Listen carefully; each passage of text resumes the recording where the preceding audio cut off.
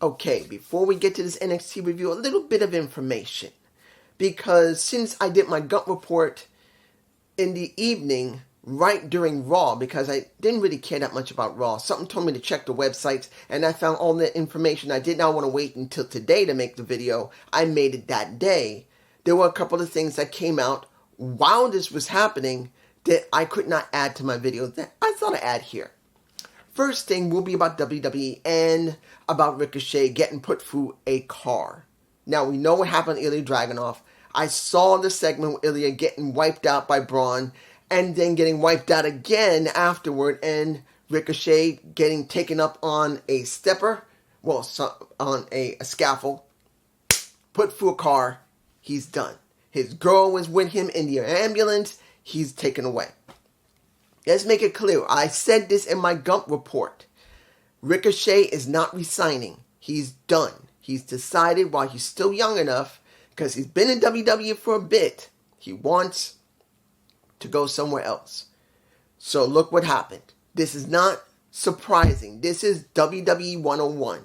You're not going to resign, or they're going to let you go. They take you off TV. So in this situation, they took him out. They made sure there was no question he could not come back. He's not going to be written into any storyline. He's not going to help anybody as an enhanced talent. And he's not just going to get a really good match with somebody and then maybe get a win. Nothing. He's done.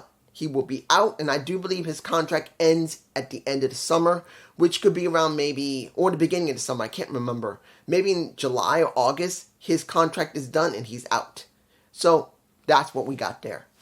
Second, and this is where it's going to get interesting, to one person that I just left you know who you are. You leave me to sign it. I just left you a link to a website I usually check out, along with several others. And as you see from that article, TNA Brass is disappointed that the ratings have not increased since the time of Jordan Grace and everything else they've been doing. You keep saying all that stuff, saying you need to understand, they need to cut the fat, they need to do this. This is not about that, my friend.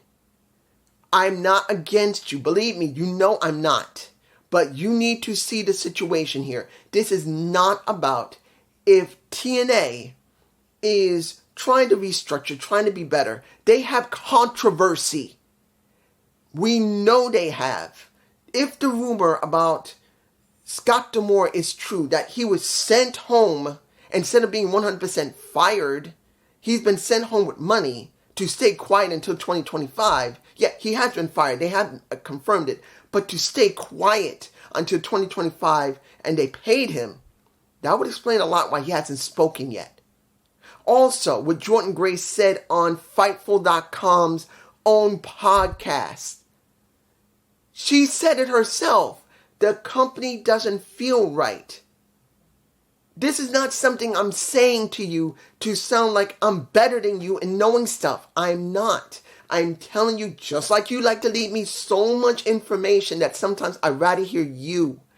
I know you want to add stuff to explain yourself, but as I keep telling you, don't always look at Reddit. Don't always look at the dirt sheets. Tell me how you feel, not about how much information you can gather to show me and then add to it. Let me know what you think before you look. And then afterward. That sounds more like you can really enjoy what you're doing. But this also shows what I've been telling you. This is not about the restructuring. This is not about them cutting the fat. This is about TNA, who obviously something happened in the last 6 months that is causing controversy in there. Their own women's champion, their own knockout champion saying that. 3 people removed. This doesn't matter about cutting the fat. If they're working with WWE right now and they don't have great ratings and they don't have a very good reputation of doing things right for the last 10 years, and it's taken more than a few years for Scott D'Amore to try and get them back to TNA. Remember, it was all about Scott. Not saying Scott the best booker, the best promoter. He's not. But it was Scott who did that. And he's gone in a very weird circumstance that we still don't know if it's even true, if he's been paid to stay quiet. We know something's going on. That's all I'm going to say. Of course, you're not going to hear me all the time. I hope you will say this in your comment. You're going to leave. That's going to be longer than the page that I'm on. But please listen to me. I'm not taking nothing what you said out of disrespect. You have good points, but under the situation, this is not about cutting the fat. This is about the controversy. Now, sorry guys, if this took 5 minutes, I got to explain it. There's not a lot here. So we don't have a lot to talk about here. We had people who came back. We have some story that's going to leave for next week, like a battle royal for Trick Williams. I'll talk about that when it comes to Cody Rhodes. How do I feel about JC James getting the mask from Cody himself? I don't know if that's going to work or not, but she's still trying to recover from the broken nose she had when she was with Thea Hale, which I will talk about her briefly, but let's start with Kiani Jordan, that she opened the show. Let's make it clear. Kiani needed this. She needed to try and prove that she can be able to talk and get people to care about what she said. Not that I care about it. No, not that much. I'm telling you right now, I'm not a big Kiani Jordan fan. It's not that I hate her. It's that she's still very underdeveloped. She's only been there less than 2 years. And you could tell, as much as everyone says she's so amazing, she's not. She's still a gymnast and a little bit of pro wrestler, more gymnast and pro wrestler. She needs to bring that in and work more on trying to know psychology of the fans and of the ring. Working the ring is one thing, but knowing what's needed to get the fans to care in the ring and out of the ring is something she does not know. And it's not about her talking either, because people can bypass the mic problem, the mic skills, if they're not good with it, as long as they have a good personality when they're not talking on the mic, and that's not being in the ring and wrestling. That's a point too, but they got to have more, and she just doesn't have it for me. Now, let me give it to you like this. When it came to Parker and Meechin, seeing that Parker came out talking, wanted to snatch that wig off her head. I'm not saying that Kiani has fake hair. We know that Jana Parker does. I don't think she grew this bitch out like my hair. Me being an old man, I'm lucky I have any hair in my head. I'm balding, but lucky I got this. But Miss Parker, we know that she got short hair in the back. And she's pretty much saying, I'm going to try and snatch that wig off your head. That's what she roughly was saying. I'm going to take the damn title. Because that title is important to her. Just like a wig is important to a man or woman that don't want to know people knowing that they don't grow hair very well or they're balding or something. And then seeing Meechin wipe her out, and then they have a match afterward, but not announcing that this is a number one contendership. This is where I got a little confused. I didn't hear Vic or Booker T say this is a number one contenders match. It wasn't. But it felt the way they were talking about it like it was when it wasn't. I'll give it to you like this. Seeing the OC help Meechin win. Finally. You wonder when they were going to do something with Meechin and the OC, because she's been there for them all the time. It was time for Luke and Carl to do something for her. They need to do something for her, because let's be honest, and I'm being honest here, as someone who's known Meechin, Mia Yim, the former Jade from TNA, Impact Wrestling, that's my girl. I've always loved Meechin. I always loved Mia Yim. But the problem here is she had a terrible gimmick.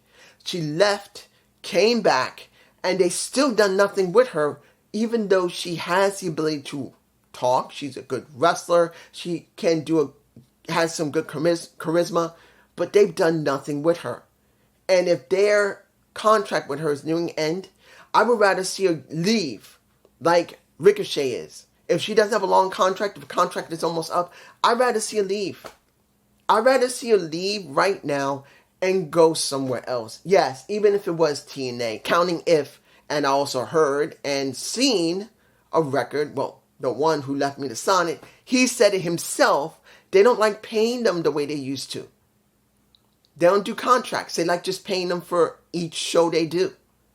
I might as well see her there and let her work the indies. At least that'll be something more than what she's getting here, unless they really do something with her. Because honestly, Kiani Jordan wasn't the best person for me when it came to North American Championship. It was either Fallon Henley, Lash Legends, or Michin. Yeah, you could say Miss Parker, but Miss Parker is not developed enough.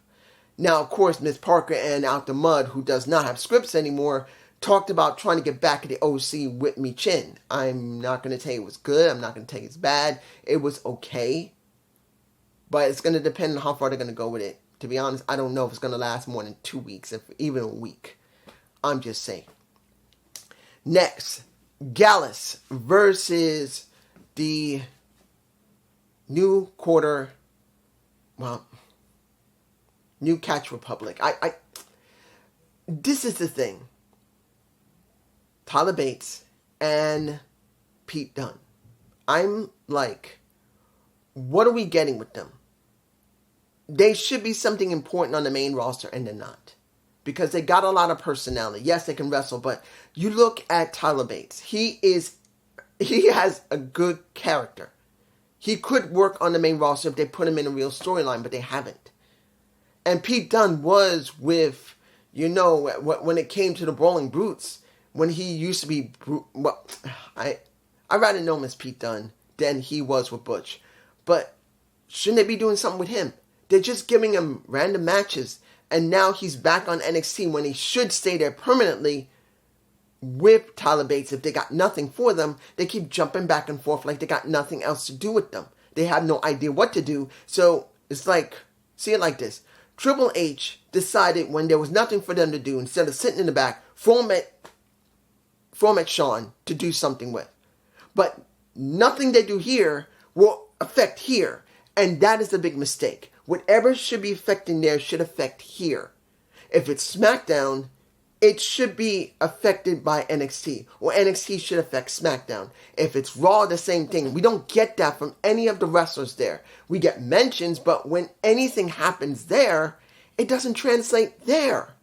And seeing this match with them, I didn't care. Because when I see the New Catch Republic, I feel like, what did they gain from this? What did they gain or what did they lose? Nothing, either way. They're neutral because whatever happens in NXT does not affect them on the main roster. I think they're on SmackDown. I don't remember. I think they're on SmackDown, and we barely see them on SmackDown as it is. It feels empty. I don't care who's the one who decided to book it like this, whether it was Triple H that told HBK to do it or HBK booked it himself. Triple H sent them there. And then HBK let them job. But then what is he going to do with them anyway? Because wherever he books them there, it's not going to translate to the main roster to keep them protected. Moving on. Reese versus a returning Wendy Chu. Let me give it to you like this. I have seen her on YouTube when she was going to, I forgot the name of that chiropractor who likes to do back work on UFC fighters, celebrities, and wrestlers, pro wrestlers, because he's done Bailey, he's done Natalia, he's done Shayna Baszler, he's also done Wendy. She has a personality that's interesting. And now what did we get seeing her look like a Wendy doll that looks like it could be a zombie doll? I can't tell you what to feel about it. And I can't tell you this might be a new member of the Wyatt family because I don't know. And understand, there's been a reason why I've said nothing about the Wyatt family because it's taking too long for them to finally do something. One of the major problems I have with the booking on the main roster is that Triple H takes too long. When I look at just Alex, he's fine with the way the booking is. He says sometimes they like to do certain things and then it gets a little cold. No. When it comes to Triple H or anyone else who is booking on the main roster, no matter if it's Raw or SmackDown, it takes too long. When they should take it, when they need to take it, when it's not one of the big stars, understand, when it's a big star, they know when to jump, and when not to jump. But when it comes to everyone below them, they take so long, it burns out. And they can do it. And they choose not to. So, I can't tell you if Wendy Chu is the one who's going to join the Wyatt family looking like that. Could she? Maybe. I don't know. And seeing how she beat Reese, and her compatriots Reese had, I always forget, Amufi and Blade. I always forget Amufi's name. I'm sure I'm mispronouncing it anyway. I never get his name. But seeing that they know something was going on, that something was wrong, and seeing that Wendy whooped that ass, question's going to be where they're going to go with Wendy. Next, let's go to the match that pissed me off. Yeah, it did. A Singapore cane match with Dean Chen and Lexis King. Really? You put the guy who came from Singapore in a Singapore cane match that was not the same type of match they had in ECW. Understand, in the 90s, when Tommy Dreamer faced a very hot Sandman, well, an up-and-coming Tommy Dreamer, and a very hot Sandman, in a match that only thing you had to do was win. If you win, the other guy has to stand there and get whooped by Kane. And we know that in Singapore, back in the 90s, I don't know if they still do it today. They probably still do it. It's just not widely spoken about anymore. That if you break the law there, they had a tendency to whip you with a cane, beat you with a cane. That was a great angle in ECW. That is the most memorable Singapore cane match in history. And nobody wants to do it again. And I do not understand why. Even Tommy himself refuses or is not allowed to do it. So seeing this pale comparison turned me off. I'm sorry. It's not about how many times they're getting hit by the cane. To me, it's about the story of one of them trying to show they're tougher than the other, and who loses that match must show how they can handle getting whooped. And we didn't get that.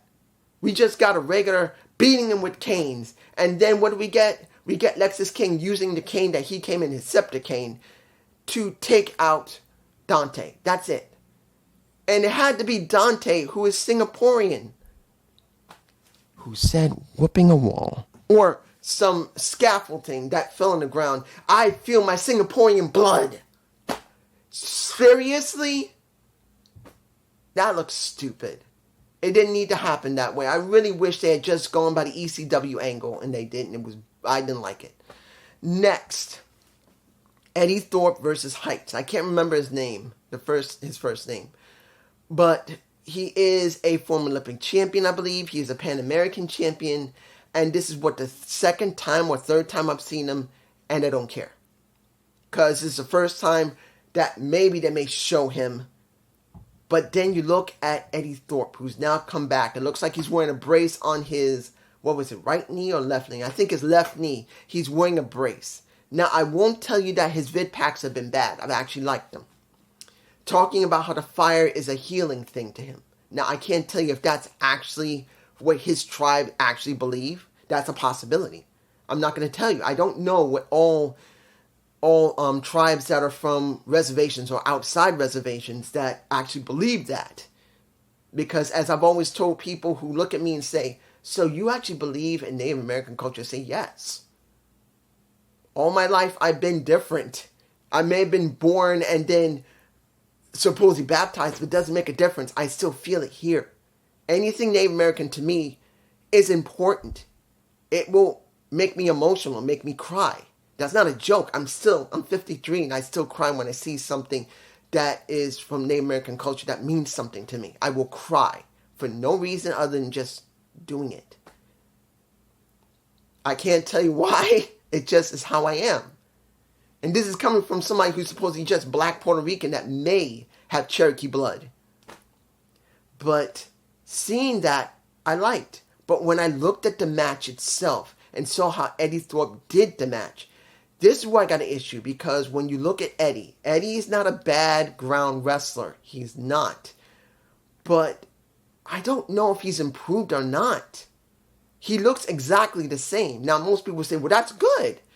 But you would think after being gone for a couple of months, and particularly having now a knee brace, you would think he would change his style a little bit to not just compensate for the knee, but to show that he's progressed a little bit, that he wants to really take it to the next level. Yeah, he got black paint across his eyes. But I have no idea if the style is better or just staying the same? Or has he decided, because it's only the first time we only saw him back, will he do something different with his character and his charisma? What type of charisma is he going to have? Would he have a charisma from someone that's a badass, or someone who's more religious, or someone who's going to give off a perception of someone who's has a big chip on his shoulder? We don't know. So this is what I feel. He won, but he didn't really feel like he won. Now, the match that I gotta say, I'm not sure if it really means anything, but I'm sure people are going to say it was wonderful. Me personally, no. Devon Evans versus Shawn Spears. Now, let me give it to you like this. I know I'm going to have some people that's not going to fully understand what I'm talking about when it comes to Shawn Spears compared to Devon Evans. But when you look at Shawn Spears, it's not just because he has a character. It's about the psychology of what he's doing. Because, excuse me. Sorry, the pollen's this big in New York. In my area, it's this big. See where my hand is? Literally that big. It ain't easy walking around in the street, even after you take your medicine. But, sorry. But let me give it to you like this. When you look at Shawn Spears, it's not about him being able to talk or having a character. That's part of it. Even his ring work. It's about psychology.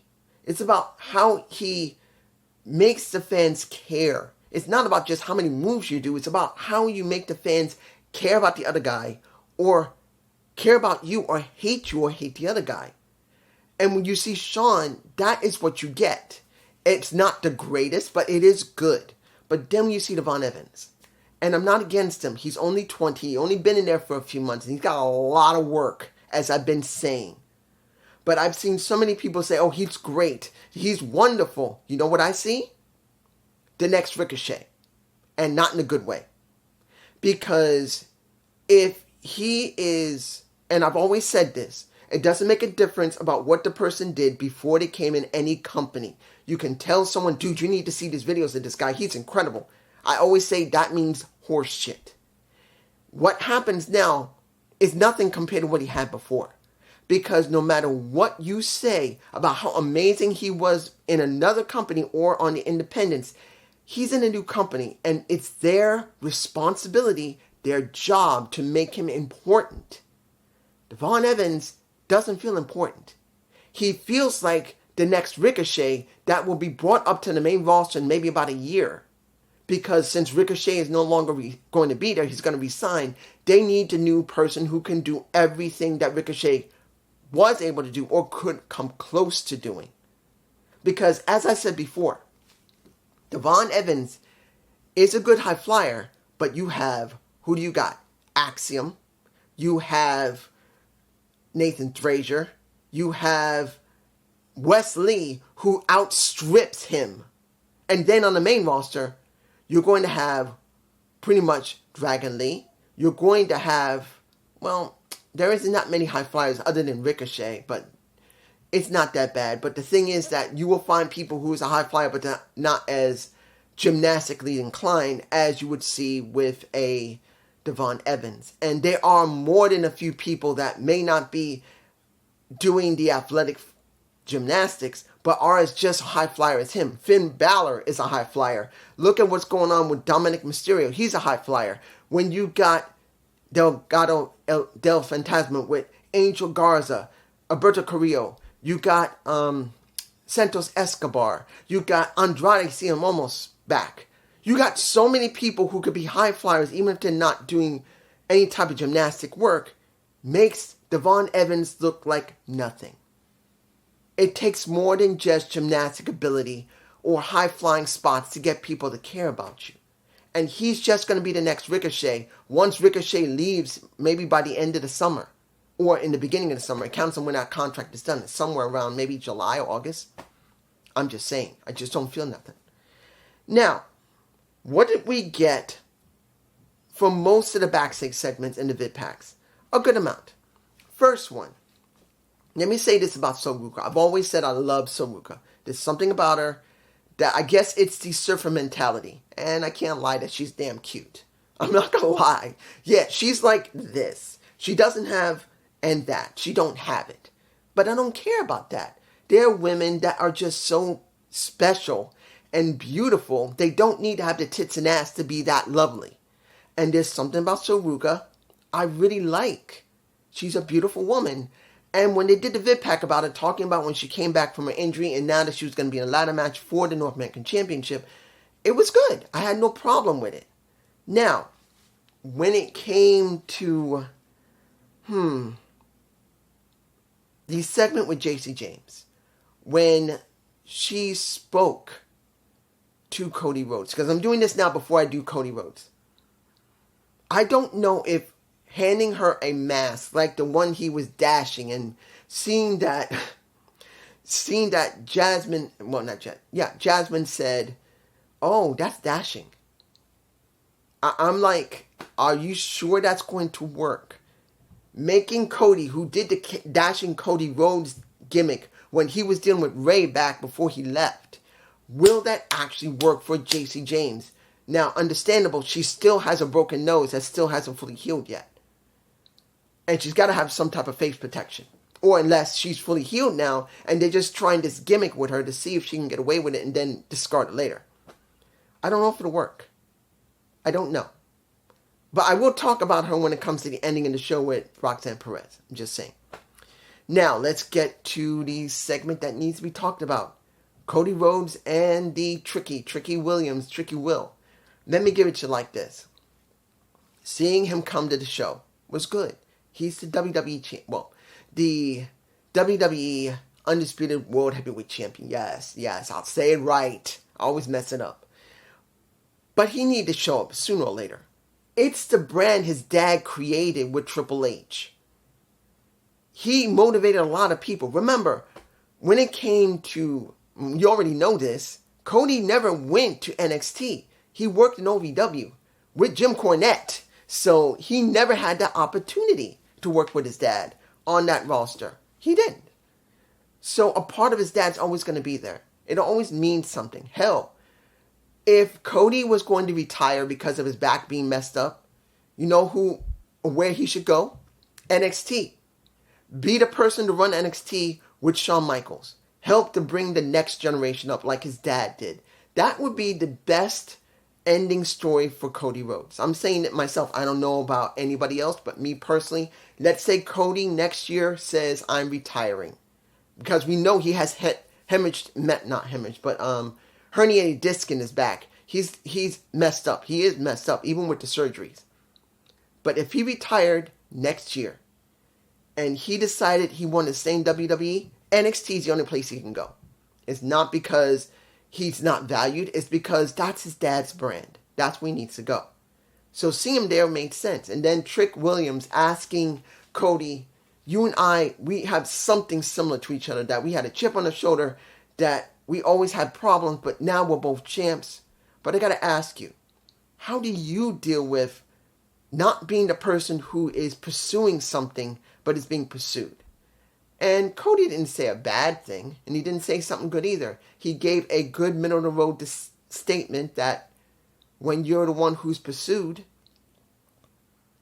that doesn't mean there isn't another type of hill or mountain to climb.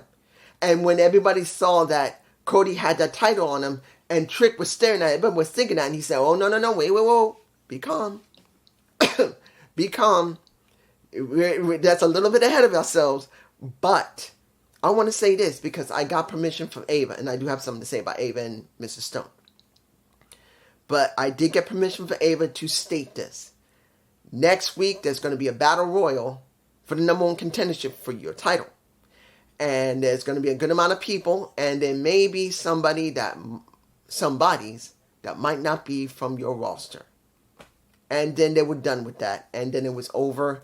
Titles held high. How do I feel about that? That happens all the time. If anybody says, oh, TNA guys, or Raw guys, or SmackDown guys, or have you forgotten? They don't share the same roster. Now, it could be someone from TNA, you never know. But honestly, it could be from someone from Raw or SmackDown. You never know, along with TNA, if they even send anybody. All we know, someone from another roster will be showing up. But we don't know if it's going to be TNA. It could still be from Raw and SmackDown that you haven't seen yet, that have now gone to the... Well, I know people can say, dude, have some faith. No, I don't. I still have worry. I worry about TNA. But I'm not going to tell you that collaboration's over, because we don't know how far it's going. It's obvious they're going to have someone from Raw show up there. It's obvious they may have someone from SmackDown. Will it be from TNA? I don't know. I will tell you, I do not know. Would I be happy? Of course I would. I'm not going to cry like a bitch and say, oh, I don't want no TNA guy there. I'll be happy for anyone who shows up there from TNA. I will. I'm not going to cry like a bitch about it. And I'll be happy for them and I'll enjoy what's there. But I also state this again to anyone who's watching this. Please hold your expectations in check, because the more you imagine, the more pissed off you get, because we don't know if we're going to get what you want. It's not like we're going to get Josh Alexander come over there, or maybe we will. It's not like we'll get Moose come over there, or maybe we will. I can't tell you that, but I can tell you, just say, if anybody from TNA, whoever it is, great. But don't say, it's got to be Josh. It's got to be Moose. It's got to be Eddie Edwards. It's got to be Brian Myers. Hell, he used to be on WWE TV. Hell, let it be someone that you wouldn't expect. Macklin shows up. Let it be Santana show up. I can't tell you that. And I don't want to tell you that, because that is how you get so pissed that you don't get what you want. I'm not like everybody out there that's going to be doing these fantasy bookings. No, I have done booking the wrestlers. If anybody says, what about your booking the wrestlers? Yeah, I've done them. But this is not about someone who deserves a shot at something, like a real storyline like I did for the booking the wrestler. This is about someone that could come over. And I am not going to do that to you guys. That is how you get pissed off. The people I mentioned, we don't know if they will come or not. This could still be from the Raw roster and the SmackDown roster that we have not seen on NXT TV. Now, let's move on to...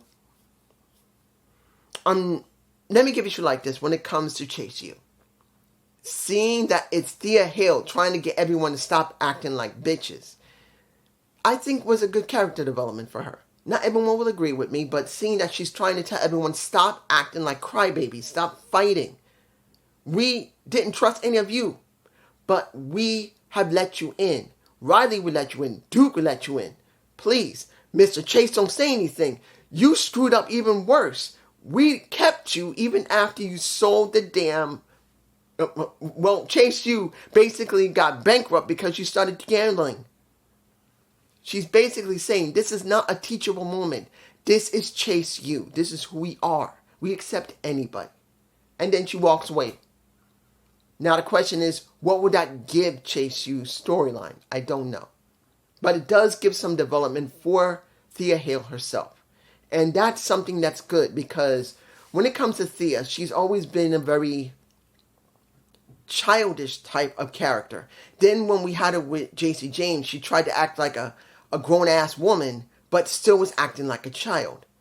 This, I think, is the first time we allow her to actually act like an adult, where she's saying her mind and not acting childish afterward. She raised her voice, but she gave a good reason why she did it.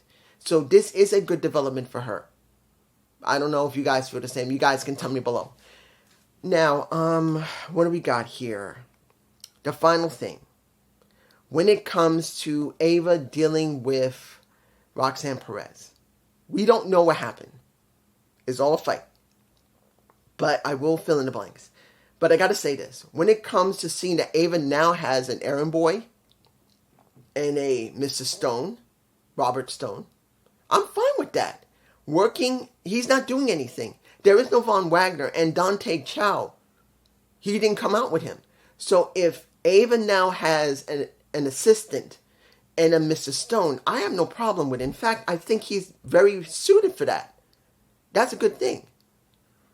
Now, when it came to Roxanne explaining how she was, how she beat everybody, how she's the best and nobody is going to be able to beat her, that was fine. Then Ava comes out and she wanted to say, you won. Congratulations. But I don't know why you think I don't believe in you. You're doing what you're supposed to do as a champion. But then once we saw Miss Parker, once we saw, who was the one that came out there? We saw Lash Legend and Miss Jackson, Miss Parker. We got Lola Vice, JC James, as well as, I'm worried.